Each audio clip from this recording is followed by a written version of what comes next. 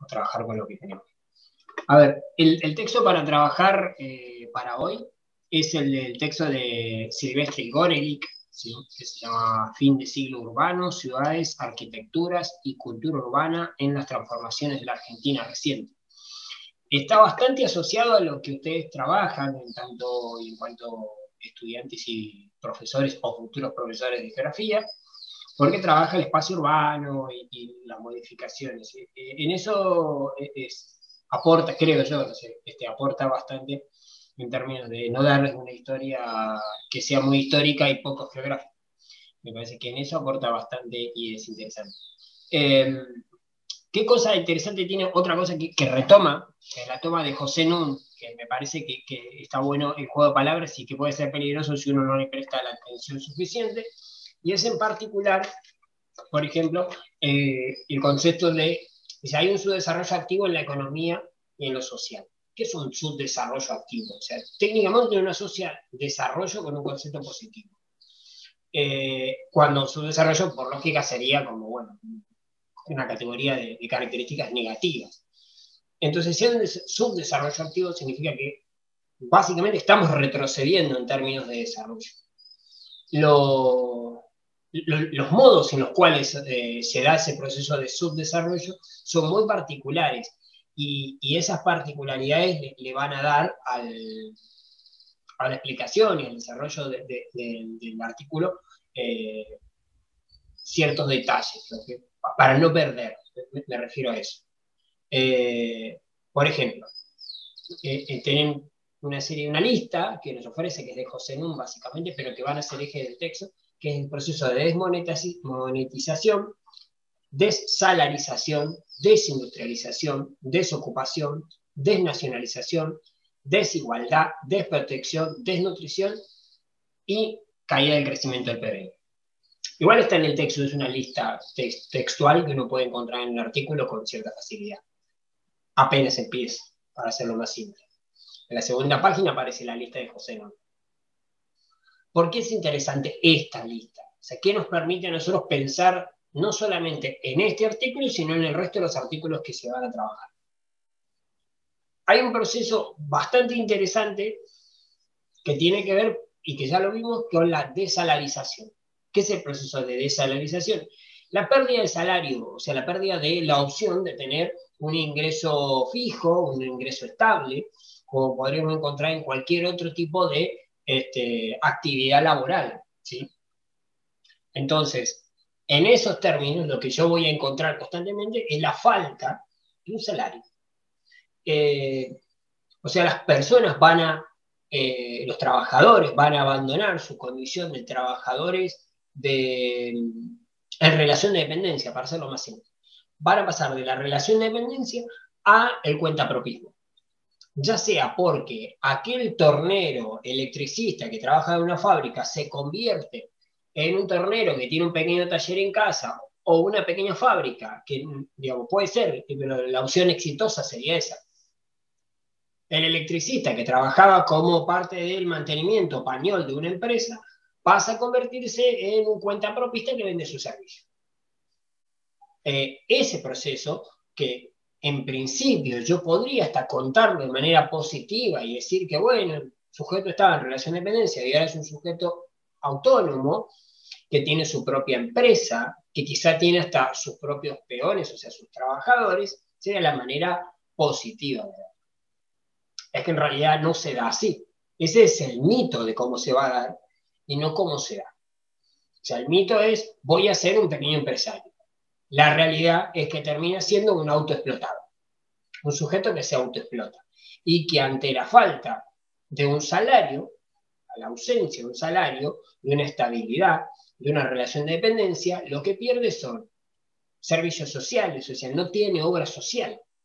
Entonces, ese sujeto, cuando se lastime trabajando, cuando se enferme, como cualquier otro sujeto del país, va a tener que ir, ¿sí?, en un 80% de posibilidades, a un hospital del Estado. Entonces, no solamente va a generar, por una parte, la desalarización de un porcentaje considerable de la población activa, sino que también en paralelo, y no está considerado acá, pero vale como ejemplo, se va a generar un proceso de pérdida de poder político en los sindicatos. Porque todo trabajador que no tiene salario es trabajador que no genera aporte del sindicato. Aporte que el sindicato pierde, poder político, ¿sí?, que está deteriorándose paulatinamente en manos del propio sindicato. Entonces, de la misma manera que yo puedo contar aquellos casos donde funcionó bien, puedo contar los casos donde funcionó mal. Y se produce una auténtica desmonetización. Una parte de la economía, una parte de todos estos trabajadores, jamás consigue trabajo. O sea, no es que sale del sistema asalariado, ¿sí?, sale del cuentapropios para alcanzar el tallercito, la empresa de servicios, el negocio, el comercio. No, se queda sin trabajo, ¿sí? Y todos aquellos que en otros autores hemos trabajado, como en el caso de Aullero, por ejemplo, todos aquellos que venían a Buenos Aires, a Rosario, a Córdoba, en busca de el puesto laboral, que se asientan en las villas, se asientan en las villas para no poder salir nunca más. Entonces, ese ciclo migratorio desde la provincia, desde el campo, a la ciudad, a la ciudad central, a la ciudad cabecera, a la ciudad industrializada, me asiento en la villa, consigo un trabajo, como conseguí un trabajo, tengo un salario regular, pago un alquiler, salgo de la villa. Pago el alquiler durante un tiempo, puedo ahorrar unos pesos, me pongo en un crédito y compro un terreno, compro una casa, entro en un plan de vivienda. De cualquier estrategia que sería la lógica progresiva, que entre el 40, los 60 más o menos, en los 70 se desmantela, en los 80 no existe. Entonces, la práctica migratoria continúa, porque el centro, la ciudad, sigue siendo la gran promesa de trabajo. Porque ya no atrae, pero básicamente es la gran promesa de trabajo. Entonces, migran a la ciudad en busca de trabajo. No lo encuentran. Entonces, ¿qué hacen? Engordan el espacio de la marginalidad. Por lo tanto, la población crece de la misma manera, más rápido, con migración externa, con migración interna, con migración de países limítrofes. Es indistinto. No genera trabajo. Y como no genera trabajo suficiente a la velocidad de la demanda, lo que se produce es un proceso de desmonetización de la economía. Hay una parte importante de la economía que funciona por afuera del sistema monetario. Si quisiéramos buscar el techo de ese momento, es la red del trueque. ¿Sí? A fines de los 90, principios del 2000, la red del trueque es el techo de la desmonetización. Aparecen pseudomonedas. Hay muchas pseudomonedas, no solamente las del red del trueque, porque los patacones, los lecom, los ticket canasta, son todas pseudomonedas, son todas estructuras parecidas que tienen que ver con un proceso de desmonetización de la economía, donde las personas buscan resolver la falta de dinero. Si yo recorro, en este caso de la pandemia no lo permite, pero si yo recorría en marzo, en febrero, ¿sí?, en enero, en diciembre, en la feria de los barrios, me iba a encontrar una cantidad de feriantes vendiendo verdura, pescado, carne, flores, plantas, ahí venimos bárbaros. Y después, ropa usada, zapatilla usada, artesanías, producto de limpieza suelto. O sea, eso no está hablando mal, está buscando justamente conseguir el poco monetario que circula en los barrios para poder vivir. Pero esa sociedad, en buena parte, está desmonetizada. Hay varios trabajos antropológicos sobre el funcionamiento de las ferias del conurbano bonaerense.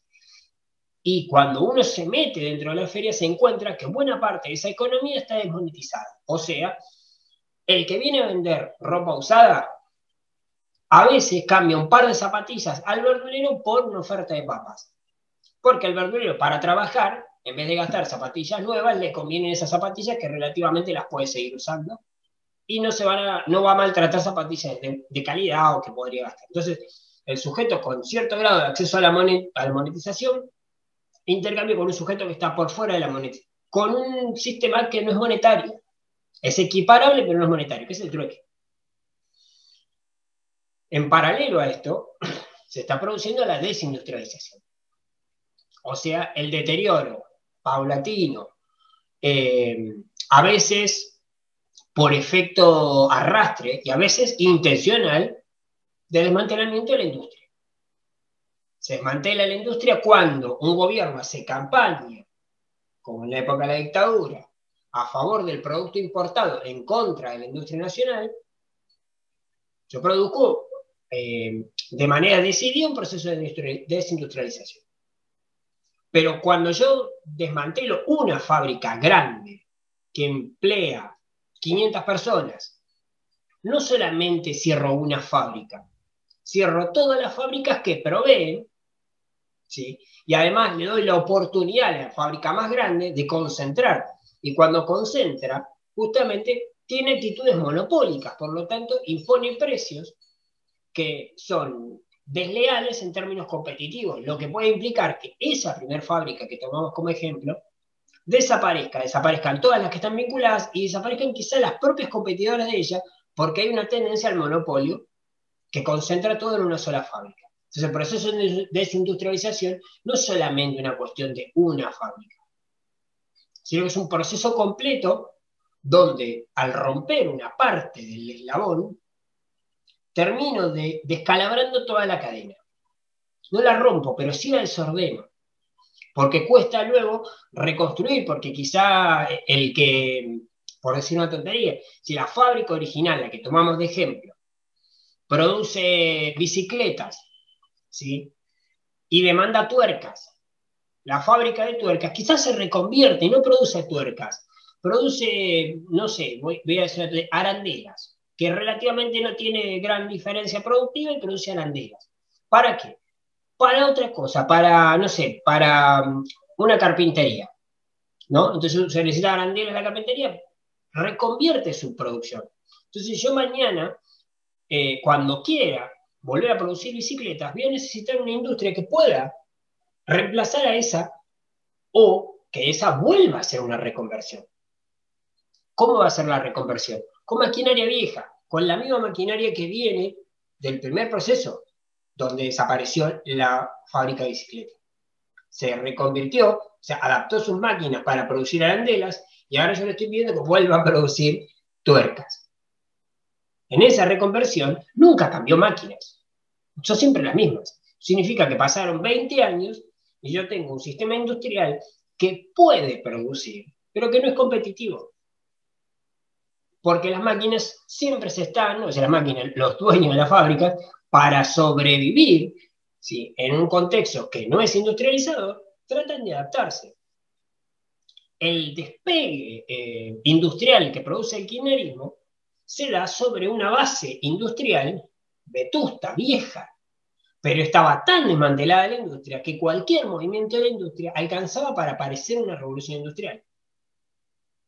Y por eso se limita muy rápido, por ejemplo, no está en el texto, pero para que lo entendamos, por eso limita muy rápido el proceso de desarrollo kirchnerista, porque trabaja sobre una base industrial que es vieja. Y es muy rápido llegar al límite con eso.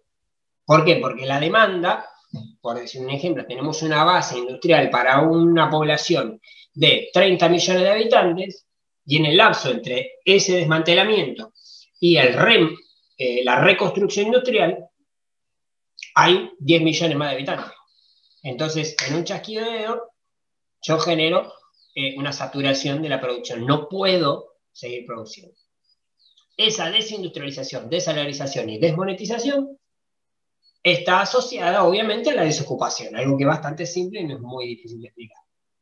Entonces, cuando yo genero desocupación, genero justamente desalarización, obviamente, y un grado de desmonetización, porque no todos consiguen un trabajo o un recurso. ¿Sí? Entonces, chanquearán, entonces en vez de tener plata del 1 al 30 del mes, ahora tienen cada 48 horas, una vez por semana. Entonces, ese salteado que tiene de ingresos no le permite ninguno de todos los servicios que le permitía el salario, pero además de eso, lo que genera es una desmonetización de la economía toda. O sea, cada sujeto que yo saco de la economía que no tiene ingresos, inicia un proceso de desmantelamiento de la economía. Sí, es como sacar los ladrillos, pero los de abajo, no los de arriba. Yo no muevo los ladrillos más, que no van a generar grandes conflictos. Muevo los de abajo, entonces al moverlo de abajo se empieza a descalabrar, porque no vende el verdulero, porque no vende el carnicero, porque viaja menos gente en colectivo. Digo, para armar un ciclo general que podría ser más que eso todavía, ¿no? O sea, menos zapatillas, menos ropa, porque todos esos sujetos, que los 500 que trabajaban en aquella empresa de bicicleta que tomamos como ejemplo, los 500 dejan de consumir. Y es un montón, y por eso se habla a veces de empleos indirectos. Se creó una empresa que va a contratar 100 personas y va a generar alrededor de 1000 puestos indirectos de trabajo. ¿Qué son 1000 puestos indirectos? La demanda que va a generar de bienes para producir ese bien, ¿sí? Y gracias a esa demanda indirecta o a esa demanda indirecta de generación, perdón, indirecta de trabajo, yo voy a enriquecer hacia abajo. Ahí sí está el famoso derrame. Ahí sí tiene lógica. Porque una empresa genera más trabajo, no solamente reducido al predio, digamos, ¿no? De la fábrica. El otro proceso que marca también es el proceso de desnacionalización. También es necesario entender. La economía empieza a desnacionalizarse. No solo las empresas dejan de ser nacionales, sino que los capitales, porque al no haber empresas no hay capitales. ¿Sí? Entonces hay un proceso de descapitalización y por lo tanto, cada tantos ciclos, podríamos decir cada 4 o 5 años, el Estado encuentra una seca en el mercado en términos monetarios. Esa desmonetización tiene como resultado una descapitalización. Parezco el expresidente. Entonces, la descapitalización hace que no haya capacidad de inversión. Es tan simple como eso. Entonces, yo me voy a encontrar, por ejemplo, en procesos similares, contrarios, ¿no? Similares pero contrarios, donde yo lo que voy a ver es la remonetización, la recapitalización. Voy a encontrar que, por ejemplo, un obrero que consigue trabajo, que consigue un trabajo estable, que empieza a tener una diferencia, no solamente se compra el auto, construye la casa y genera trabajo, sino que quizá su hijo cumple 17, 18 años y le pone un kiosco. Entonces ahí hay capital invertido. Ahí hay sistema monetario, salariado, que además de eso puede generar capital, porque genera una empresa. Entonces el hijo está estudiando, entonces con el kiosco paga sus estudios. Entonces lo que hace es, bueno, tiene 4 días en los que cursa en la universidad, entonces contrata a un primo, no importa, a un conocido, le dice, vení, cubrime los 4 días, yo te pago. Entonces está generando un jornal, no es un salario todavía. Pero no importa, pero se está generando ese proceso, ese ciclo enriquecedor. Este es el proceso exactamente inverso. O sea, si querés seguir estudiando, anda a ver qué hacer, no sé, juntá la tita, no sé, hace lo que puedas. Entonces, el proceso va hacia atrás. ¿Sí? Y lo que se produce justamente es que el pibe de 18 años, el hijo del obrero que se quedó sin trabajo, el hijo no va a laburar. El hijo se va a quedar en casa y es más barata la cerveza. En esas coyunturas es más barata la cerveza que ir a trabajar. O sea, es muy particular. Voy a dar un ejemplo bien de los 90. La cerveza valía 90 centavos, valía lo mismo que un kilo de pan. ¿Sí? Y es terrible. Hoy también la cerveza vale lo mismo que un kilo de pan. Es más barato tomar cerveza que comer pan. Entonces, el problema es el acceso a esos bienes. A veces esos bienes son muy fáciles de acceder. Como, por ejemplo, en estas coyunturas, supongamos, ir a un recital, por experiencia personal, los sujetos caminaban la cola pidiendo monedas y pagaban la entrada de un recital. Hoy es imposible hacer eso. Si un recital vale 5.000 pesos, uno no junta 5.000 pesos en la cola de un recital. ¿Por qué? Porque el pan y circo en estos contextos es muy funcional, muy útil. Entonces hay ciertos eventos que son muy económicos, muy baratos, más allá de que la mayoría de la población esté desmonetizada. ¿Sí? Entonces yo podía pedir, no sé, monedas de 50 centavos y alcanzar los 10 pesos que valía la entrada. Si a usted le parece una locura que valía 10 pesos la entrada, pero sí. Por ejemplo, Animal, que era una banda muy de la época, valía 10 pesos la entrada, 15 pesos con remera. O sea, te regalaban una remera. Y había tipos que caminando toda la cola podían juntar la plata para la entrada. Eso que parece anecdótico tiene que ver justamente con el acceso a algunos bienes que hoy son inaccesibles. O sea, sería imposible conseguir caminar tanto como para conseguir la entrada, no sé, para ver hoy a una banda local. ¿Por qué? Porque es mucho más caro, ¿sí? En estos procesos de desalarización, algunos bienes se hacen súper accesibles, pero no son interesados, no son, digamos, no son del interés de las personas, básicamente porque en ese momento las personas se preocupan más por comer. Porque frente a la desocupación, desmonetización y desalarización, el interés es cómo hacer para conseguir para el kilo de pan, no para la entrada al recital. O para ir a ver al club de fútbol. Para que entendamos justamente cómo se produce ese corrimiento social, ¿sí? Eso tiene que ver justamente también con una construcción de la desigualdad, porque los ricos no son más pobres en esas coyunturas. En estas coyunturas lo que se marca es que los ricos son demasiado más ricos. Supongo que como ustedes son de geografía lo deben de manejar, pero los countries emergen con mucha fuerza en el proceso de mayor desigualdad de la historia argentina. ¿Sí? En los 90 aparecen los country, los barrios privados, son varias versiones, y después aparecen las versiones ya de los 2000, que son como esos barrios planificados por completo, tipo Nordelta. Eso todavía no existía. Pero teníamos por lo menos 3 tipos. O sea, el barrio cerrado, el barrio privado, ¿sí? Y después estaba el country. El country era más planificación, había más espacio. El barrio cerrado era el mismo barrio donde vivimos todos nosotros con una garita en la esquina. Eso hay, supongo yo, que por la zona para manejar, en Bellavista. Acá en zona oeste nosotros tenemos Castelar. Castelar hay zona de Castelar donde uno camina, caminás porque caminás, por ejemplo, que si sacás a pasear a tu novia en una calle tranquila, no me pregunten para qué, y hay un montón de garitas que no te dejan quedarte parado. Porque no te podés quedar parado si no sos vecino. Pero es una calle pública todavía. Después están los barrios que directamente ese mismo sistema le incorporan puertas en las esquinas de las calles. O sea, privatizan el espacio público. Después de eso vienen los countries, que los countries, va a ser más raro, pero son defendibles en términos que son barrios planificados. Entonces, no son espacios públicos, son espacios que nacen privados.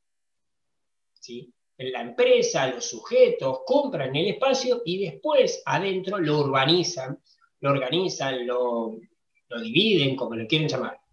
No son los otros dos modelos donde partimos de la urbe pública para la privatización. ¿Sí? El country es privado desde el nacimiento. Entonces todavía es justificable la actitud del country. No sé si la comparto, pero por lo menos justificable. Bien.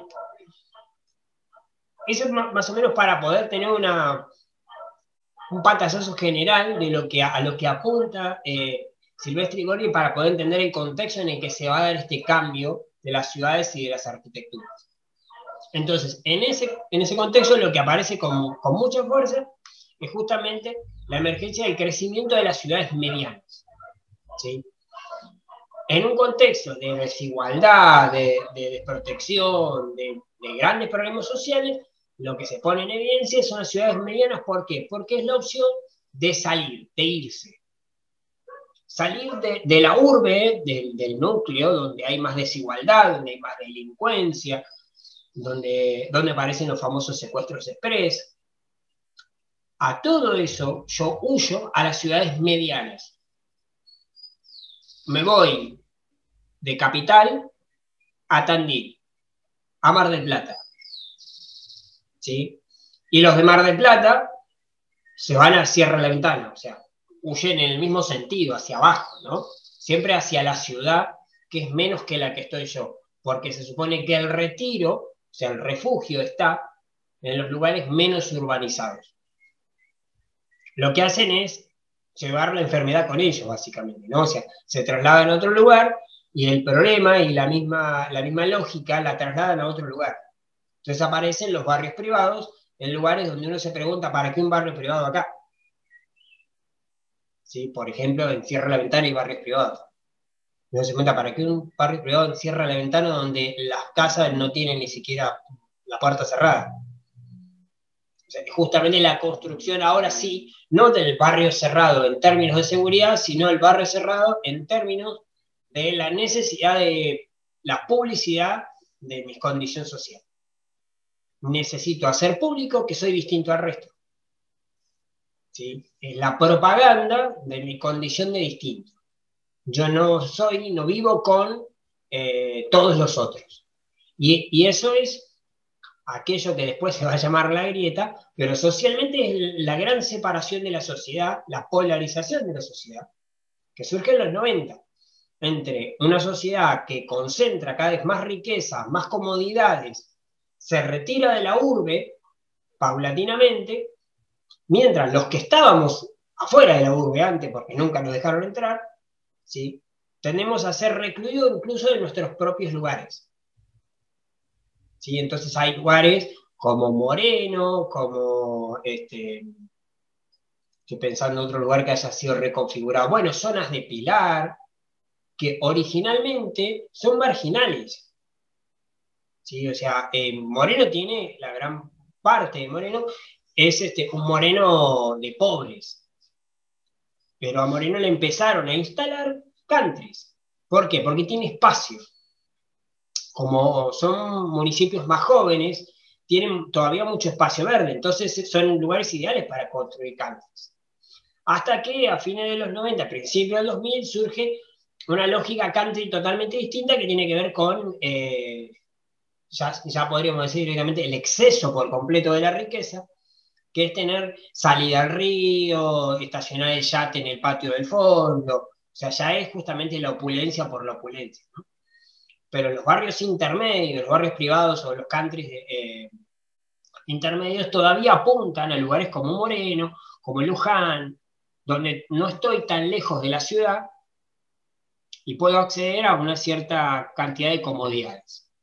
Esos son, por excelencia, por ejemplo, barrios tan particulares como el Luar, en Ituzaingó, con el límite con Moreno, sería, pegado al Reconquista. Ahí vive Moria Kazan, ahí vive el Indio Solari. ¿Qué tiene de ventaja? Que eso está pegado al acceso este, a la autopista. Entonces yo voy a mi canal de televisión, hago mi parte que tengo que hacer en el centro de la ciudad y en 40 minutos con un auto importado estoy en mi casa. Media hora también. Lo mismo pasa si uno recorre el acceso norte, o sea, la Panamericana.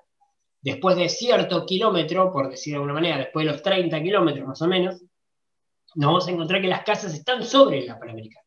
Entonces tengo una quinta gigantesca donde supuestamente yo busco tranquilidad, pero está enfrente de la autopista más ruidosa que tiene el país. Entonces, es esa construcción, que no es real, es la construcción de la idea de salirme del caos de la ciudad. Después de eso sí aparece el tigre, que es un objetivo mucho más claro. Tigre es la mezcla de lo estético, o sea, lo agradable, lo paisajístico, por decirlo de una manera, y la relativa cercanía con la ciudad. Si estoy más o menos en la misma distancia, porque estoy todavía sobre la autopista, estoy a 40, 50 minutos de la capital, o sea, son esos desarrollos urbanos, son desarrollos urbanos totalmente distintos, porque si yo analizo, volviendo a Aullero, esta lógica del suburbio, ¿sí?, estoy hablando de un desarrollo suburbano, pero este desarrollo suburbano es abiertamente planificado y decididamente clasista, o sea, es para una clase social, es exclusivo y excluyente. Pensemos de manera antropológica en las primeras marchas en contra de la cuarentena en el Tigre, cuando uno miraba quiénes marchaban y qué pedían. O sea, yo he visto camionetas de esas gigantescas que salen mucha plata, con personas reclamando queremos trabajar. Y la pregunta del millón es si esas personas trabajan. La molestia era otra. La molestia era que la sirvienta no estaba haciendo trabajar. Entonces, en ese contexto hay que pensar justamente esas coyunturas. Entonces, el discurso, ¿sí?, constante de que este país se hace trabajando en la voz de las personas que no trabajan, solamente organizan el trabajo ajeno, ¿sí? Entonces, esos desarrollos se producen justamente, por eso cuando uno hoy por hoy escucha Tigre, por eso esto que mencionaba con respecto a Moreno en Tigre se aplica muy bien. Si yo pongo a Victoria, que es una parte de Tigre, al lado de Tigre, del desarrollo country marítimo, digamos, ¿no? No, country fluvial, perdón, no marítimo. Es muy particular, porque yo tengo que poner a cosas como Nordelta y todos esos desarrollos horrendos, y al lado una pobreza horrenda. Paréntesis chiquitito para los que no son militantes, yo les comento, pero para los que somos militantes nos molesta bastante. Me perdí una vuelta entrando a Tigre, que no iba a Tigre, iba a otro lado, y le erré cuando tuve que volver por la autopista, estuve una vuelta y me encontré con una cantidad de casas hermosas, una cosa impresionante que nunca uno va a tener, y la casa se llamaba Liceo Reclus. Liceo Reclus es un anarquista. O sea, la cosa más contradictoria que pude ver en mi vida fue que en medio de una cantidad de barrio privado, encontrarme, ¿sí? Que la calle se llamaba Liceo Reclus, faltaba que la esquina se llamaba Bakunin, y de Serray, y vamos, no tiene sentido. Pero bueno, en estas particularidades, claro, Reclus es un geógrafo, si por ahí lo conocen por ahí, francés, o sea, está muy bueno que sea francés. El tema es que no saben quién es, pero más allá de eso, eso suele pasar. En el Tigre conviven estos dos formatos, ¿sí? Hay una oportunidad más todavía si uno quiere mirar, no está en el texto, pero vale como aclaración, que todavía hay como un cinturón un poquito más atrás de este formato de country, pero ya más con el formato más viejo de los 70, 80, más formato tipo quinta, ¿sí? Como de casa de fin de semana, que está como en un ciclo un poco más atrás. Que me arriesgo a decir que son como los modelos tipo la gente que tiene casas en Campana, que tiene casas en San Pedro. Esos desarrollos se dan justamente en esos lugares. Entonces uno se encuentra que hay lugares de San Pedro que son como si fuera de lunes a viernes, son barrios fantasmales porque no hay nadie. El sábado y el domingo está lleno de gente, porque justamente son estas personas que, ante la diferencia monetaria que tienen, compraron en lugares tan agradables como San Pedro y se fueron y construyeron ahí. Un polo muy similar se está produciendo entre el final de La Matanza, o sea, casi Virrey del Pino más al límite, y Cañuelas. Con la misma lógica de country. ¿Por qué? Porque con la construcción completa de la Ruta 3, el texto no llega a esos lugares, pero al convertir la Ruta 3 en autopista, en todo ese pedazo, permite llegar a Cañuelas en un ratito. Y Cañuelas también es un lugar campestre muy bonito, muy de gente como uno. Entonces, uno puede pasar por adelante de la cara de toda La Matanza y después llegar a Cañuelas y sentirse bien en su casa de retiro. Tiene esa estructura también, ¿sí? Y está, volviendo a lo mismo, alrededor del kilómetro 50, kilómetro 60, ¿sí? Que es la construcción clásica, y para alguien que se dedica a la historia colonial, es la estructura colonial de ocupación poblacional, digamos, la frontera de ocupación, o sea, cada 50 kilómetros. De esa manera ustedes pueden poner a Luján, si más o menos un poquito más atrás a Campana, San Pedro, por ahí tienen el otro punto, y después lo ponen a Monte, después lo ponen a Cañuela y después ponen a La Plata. O sea, es más o menos la estructura original de cómo se arma el cinturón de Fuertes, a los 50, 60 kilómetros. Es hasta donde hoy, en el auto yo llego en 40 minutos, media hora desde el centro. Eso me permite construir este tipo de estructuras habitacionales. Bien. Lo otro que aparece, ¿sí? Esto de las autopistas rentables, o sea, hay un proceso de desmantelamiento del ferrocarril y una construcción social, ¿sí? De la autopista rentable. Es más rentable la autopista que el ferrocarril. Entonces, se produce, como la autopista aparece como rentable, se presenta como rentable, se produce un abandono de todo lo otro. O sea, tanto de los caminos intermedios, o sea, de las rutas no autopistas. En la zona oeste es muy evidente la separación entre, bueno, en la zona de San Miguel también. En el caso de la ciudad oeste, la diferencia evidente entre la Rivadavia, o Ruta 5, Ruta 7 en realidad, la Ruta 7, y el acceso este. o sea, la ruta 7 abandonada, y el acceso a este una cosa hermosa porque es una autopista. En San Miguel pueden encontrarlo con, bueno, ahora está recuperándose toda la ruta 8, pero lo que es la autopista de ruta 8 con la 202. La 202, si no la construye el kirchnerismo, era tierra de nadie. Estaba destruida, abandonada, ahora le pusieron bulevar, mucho más ancha, pero era intransitable en un momento. ¿Por qué? Porque las rutas no eran importantes. El negocio está en esto justamente planteado al lado del autor, es la idea de la autopista como lugar rentable. Porque la autopista de manera rentable permite el acceso a estos espacios de retiro, de refugio, ¿sí? O sea, a estos complejos urbanos retirados de la urbe original, ¿sí?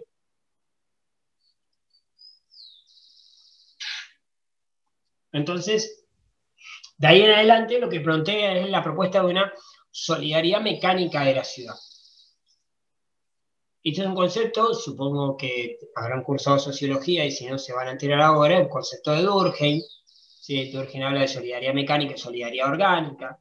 La solidaridad orgánica está asociada a los vínculos entre las personas y que uno tiende a ser solidario con el otro por la empatía que le genera, mientras la solidaridad mecánica es una solidaridad que tiene que ver con el funcionamiento mecánico de una cosa con la otra y no con los vínculos personales. Es una solidaridad, en algunos términos, podríamos decir, como más objetiva, pero no por una búsqueda de la objetividad, sino básicamente por un desconocimiento entre las partes. Entonces, por ejemplo, ustedes son solidarios para con los compañeros del año que viene porque ustedes deberían aprobar esta asignatura para dejar el espacio y que se puedan sentar los que vienen. Esa es la solidaridad mecánica. Entonces, la solidaridad mecánica de la ciudad es la solidaridad del desconocimiento. ¿Sí? Entonces, yo podría decir, en algunos términos, y podríamos pensarlo, ¿qué pasa con todos estos sujetos que vivían en la ciudad, que les gustaba vivir en la ciudad, que insistían con vivir en la ciudad, y ahora quieren vivir en un country? Entonces, en términos de solidaridad mecánica, lo que están haciendo es liberando espacio dentro de la ciudad. Y esa liberación del espacio dentro de la ciudad le está dando a la ciudad una nueva función.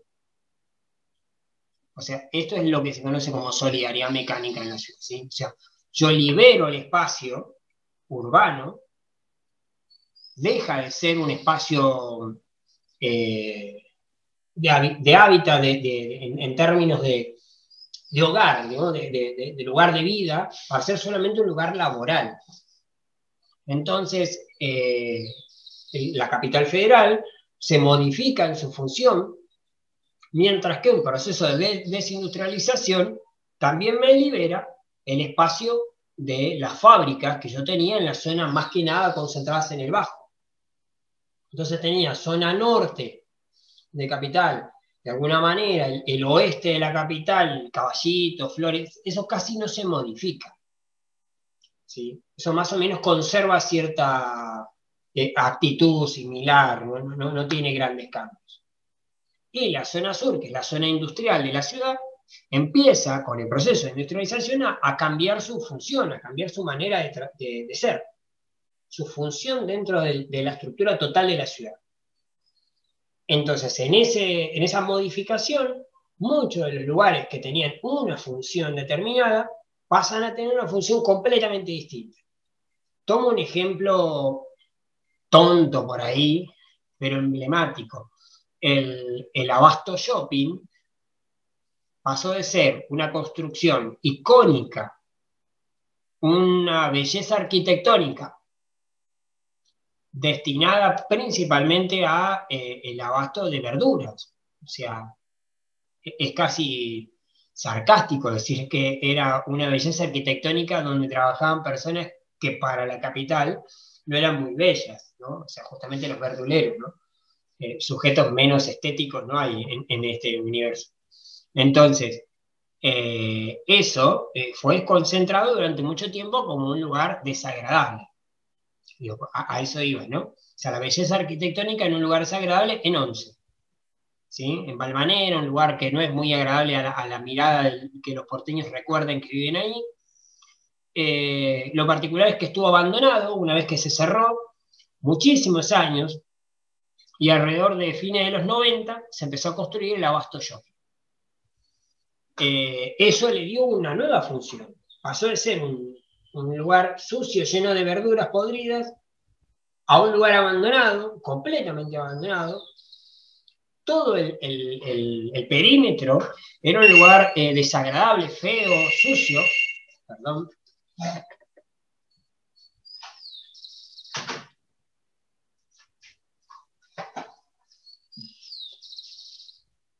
Y en la opción de modificar ese lugar abandonado de depósito lleno de mugre de un barrio oscuro, se convirtió en el centro de luz, shopping, de actividad, y por lo tanto derramó hacia las calles circundantes todo un ambiente nocturno que ahora es 600 millones de comillas civilizado. ¿Sí? Entonces cambia por completo la actitud. ¿Por qué? Porque la ciudad cambia ahora su función. La ciudad deja de ser un dormitorio, un lugar de residencia, un lugar productivo, a ser un lugar de shopping, de entretenimiento, de recreación. Eso se da en un contexto de fin de la migración, se corta de alguna manera el proceso migratorio completo de inmigrantes en grandes cantidades de Europa, en grandes cantidades de los países limítrofes. No, la migración empieza a ser raleada, por decirlo de una manera, no constante, sino quizá en la coyuntura de la guerra de Yugoslavia vamos a ver la llegada de algunos de todos los pueblos que conformaban Yugoslavia, Croacia, Serbia, Bosnia, Montenegro, toda esa serie de pueblos eslavos que van a empezar a migrar, pero de manera aislada, me refiero.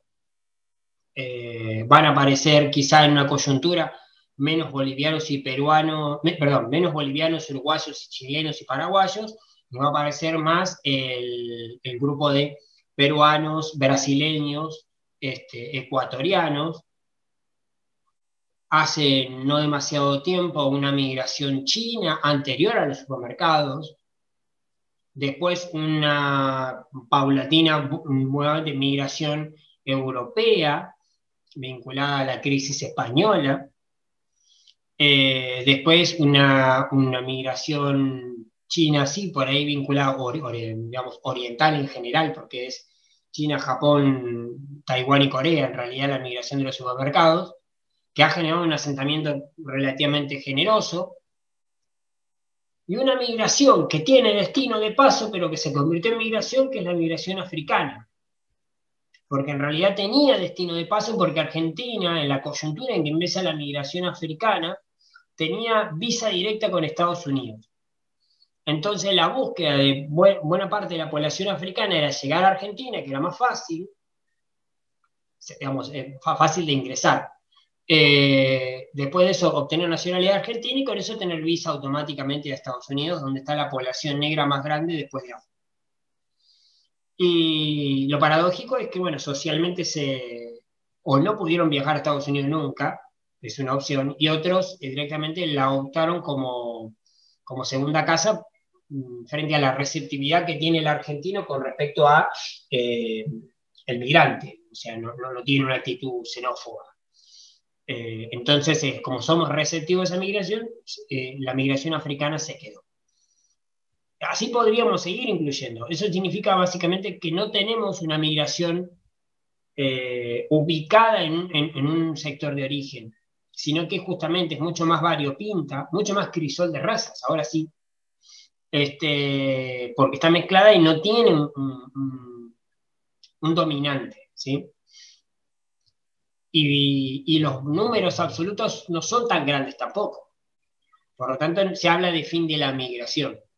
En esto que recién mencionábamos, una relocalización industrial que tiende a salir el sistema industrial de la ciudad y se ubica cerca de los puertos, que tiene que ver con, bueno, justamente con los famosos parques industriales que surgen en el proceso de mayor descentralización de este país. Es una cosa bastante rara. que un parque industrial surja cuando se está iniciando un proceso de desindustrialización, y es básicamente porque buena parte de esas industrias no son industrias nacionales. Buena parte de esas industrias son industrias extranjeras que se colocan en los puertos con una lógica, muchas de carácter toyotista, no en términos productivos, sino en términos comerciales. O sea, usar a Argentina como base para cubrir demandas de otros lugares.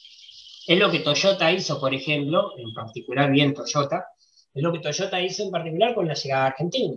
Tiene la capacidad técnica para poder hacerlo, porque Argentina tiene trabajadores que pueden manejar ese tipo de maquinaria. Los salarios argentinos, si bien aparecen como caros, son más baratos que si yo los pagara en la moneda original japonesa. Por lo tanto, es más barato en términos absolutos. ¿Por qué? Porque yo pienso a Toyota en términos internacionales. Y una camioneta Toyota se va a vender en dólares y los salarios caros, entre comillas, de los trabajadores argentinos se pagan en pesos. Entonces se licúan las diferencias. Y Toyota entendió muy rápido eso. De hecho, Toyota tiene dos valores para los autos. Un valor para el mercado nacional argentino y uno para vender al exterior. O sea, no valen lo mismo los autos.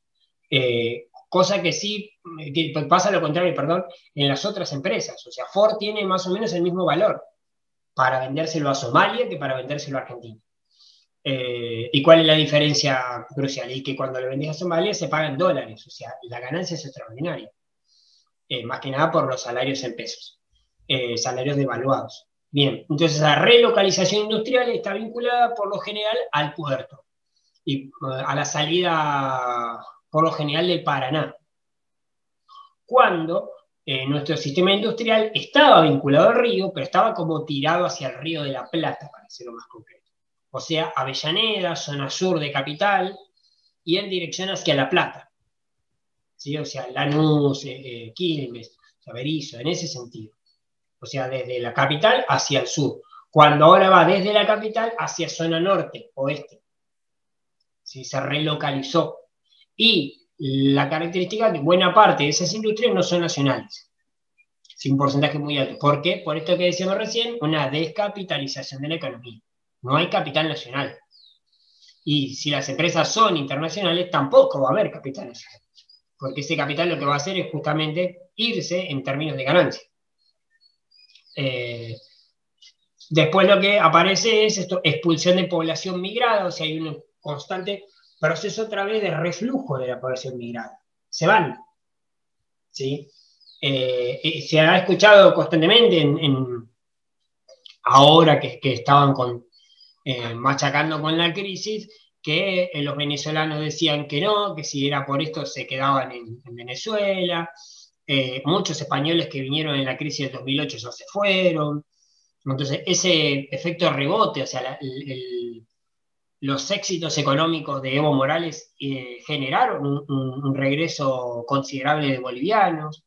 Entonces, ese proceso de expulsión de la población migrada también tiene que ver con la crisis de ese modelo productivo que no va a resolver el modelo productivo que viene a reemplazar. O sea, la crisis de la industria por sustitución de importaciones no es resuelta, la crisis esa, por el nuevo modelo productivo soja dependiente, si le podríamos poner un nombre, no sé cómo se llama, pero este modelo productivo, digamos, que determinado, casi estructurado por la producción de soja, o nuevo exportador, nuevo primario exportador, no han logrado resolver el problema de la sustitución de importación y la generación de empleo. Bien, ¿qué ocupa o qué cambia esa urbe? Y con eso ya vengo cerrando con el artículo. Lo que cambia es la aparición de algo que hasta acá no existía, que es el shopping, por ejemplo. Algo que para nosotros está relativamente instalado, pero que en realidad es una innovación. ¿Sí? En los 90 el Alto Palermo es un evento. La gente va al Alto Palermo solamente para ver qué es, porque no existe algo así. El shopping originalmente es, en los 90, una acumulación de negocios.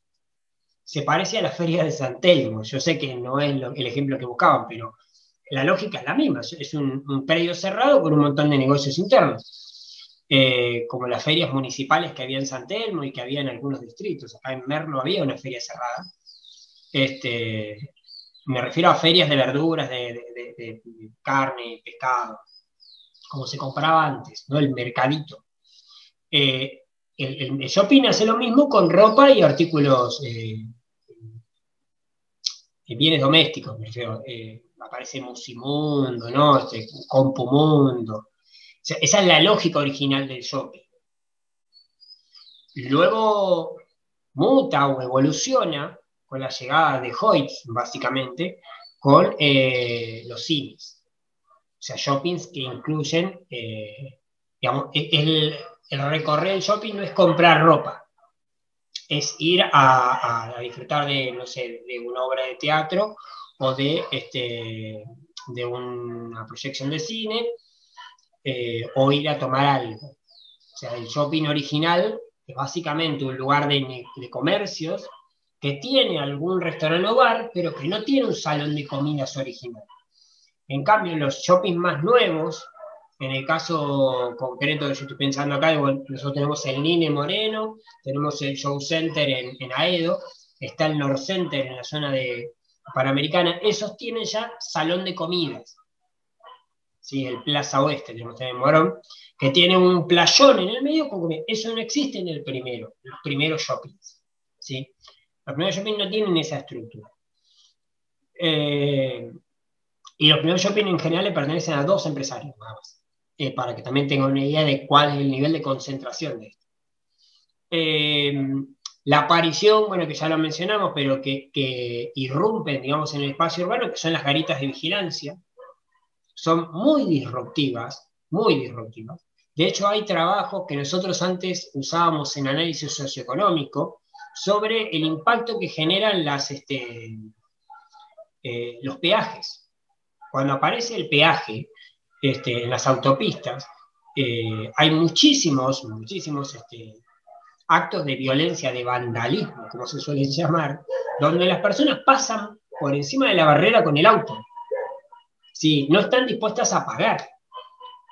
¿Por qué es inconstitucional? Yo sé que debe sonar raro que algo como un peaje sea inconstitucional, pero lo es. Porque si hay algo con lo cual le complicaron la vida a Rosas es con la libre navegabilidad de los ríos y la libre circulación y la desaparición de las aduanas internas. O sea, todo eso que le discutieron a Rosas y que en la Constitución está instalado para que ningún Rosas se le ocurra hacer semejante barbaridad como limitar la circulación, justamente el peaje viene a cuestionarlo, porque limita la circulación. El que no tiene plata para pagar no puede pasar. Y suena muy bonito cuando yo tengo colectoras, pero cuando voy a algunos lugares donde no hay colectora no me queda otra. O sea, si yo tengo que ir, por ejemplo, de Moreno a Luján, hay espacios donde no hay colectora. Por lo tanto, no hay otra opción que el peaje. Aparte de las colectoras, por ejemplo, de acceso tienen unas lomas de burro que son gigantescas, y la colectora de Panamericana es una autopista más. ¿Sí? La colectora es gigantesca, es grande como el acceso O sea, hay una diferencia hacia dónde apunta y cuál es el objetivo. La garita de vigilancia se instala en el espacio urbano, entonces, tanto en la calle para limitar la circulación de los autos, como en la calle para limitar la circulación de las personas que caminan por un barrio, que por portación de cara no deberían estar ahí en ese horario. ¿Sí? Por lo tanto, aparece algo que no existe, que es la seguridad privada. Y durante buen tiempo, en el folclore urbano, no hay una aceptación del rol del guardia de seguridad. Porque no tiene arma, porque no es policía, y él sabe que ni tiene arma ni es policía. Entonces, durante buen tiempo, el sujeto de la empresa de seguridad no es recibido en ningún lado como un sujeto de seguridad. Es un tipo para sacarse las dudas. Es como el de seguridad en el banco, parece de informes. La gente entra y le pregunta dónde tiene que sacar plata. No le trae una duda. Bueno, lo que para hoy nosotros es parte del paisaje, en este momento es disruptivo, aparece por primera vez. genera trabajo, que es lo más interesante. Mucha gente empieza a trabajar de esto, porque esa es la nueva fuente de trabajo. Hay sujetos de seguridad por todos lados, ¿sí? Después lo que mencionan los procesos de microprivatización, o sea, este constante proceso de convertir en privado espacios que eran públicos, cosas que eran públicas. ¿Sí? O sea, las plazas no tenían reja, en Capital empiezan a tener reja las plazas. Las fuentes o las cosas tienen puertas, o sea, se cierran, cuando en realidad son abiertos en todo caso, ¿sí? Entonces no es que estoy presente ante la privatización de los trenes, estoy presente ante la privatización de los trenes y de tantas otras cuestiones menores que antes eran de uso público, ¿sí? Y que tiene que ver con esto, con el proceso de mercantilización de la vida en general. Entonces, hay una microprivatización cuando hay una garita en la esquina de una calle, ¿sí? Porque de alguna manera no están comprando el lugar, pero sí están limitando la circulación pública de un espacio que es público. Entonces, de esa manera lo que plantea, y creo que es interesante a la hora de repasar aquellos viejos textos que hemos leído, el Estado aparece como garante de la cohesión, ¿sí? No garante de la dominación. El Estado trata de que eso no implote, ¿sí? De que la sociedad no se mate a sí misma. Por eso yo dije explote. O sea, el Estado está para generar un pseudo unidad en algo que cada vez se desune más. ¿Por qué? Porque como yo tiendo a microprivatizar todo depende de mí y no de la articulación con el otro. Y como la solidaridad que nos une no es orgánica, no nos sentimos parte de una misma cosa, no nos sentimos parte de la patria, parte de la nación, sino yo soy en virtud de que compro mi auto, yo soy en virtud de que tengo casa, yo soy en virtud de que compré ropa nueva y que no uso ropa deportiva y uso Lacoste. O sea, eso me separa del resto. Esto, que son espacios de privatización personal, me descohesionan, ¿no? O sea, me separan del resto de la sociedad en la que estoy formando parte. Es una sociedad que cada vez es menos social, y es una sociedad que cada vez tiene menos de contrato, donde todos pactamos existir en sociedad porque nos necesitamos mutuamente. Entonces es la construcción de un mito de que puedo yo solo, de la individualidad misma. ¿Sí? Entonces aquello que Marx llamaba la división del trabajo social, que no habla de trabajo social, sino del trabajo colectivo de las personas, de que para mí es importante que hoy un agricultor esté sembrando, y para mí es importante que hoy un tipo esté cuidando vacas porque mañana quiero tomar leche. Eso que es la división del trabajo social se empieza a perder y el Estado es el único garante de esa cohesión. Es el único que viene a decirle de vez en cuando que son parte de lo mismo. ¿Sí? Esto no implota, explota en el 2001, donde justamente lo que se genera como resultado ante la individualidad, y donde no es la ignorancia, pero es el desconocimiento de que el otro existe, casi una falta de respeto, hace que los que les va peor se rebelen no en contra del sistema, sino contra los que más tienen. Porque era insultante la manera, es insultante la manera en que los ricos tienen su opulencia o viven su opulencia, frente a quienes, en su gran mayoría, mueren de hambre. ¿Sí? En esa lógica, el Estado no puede garantizar la cohesión social y revienta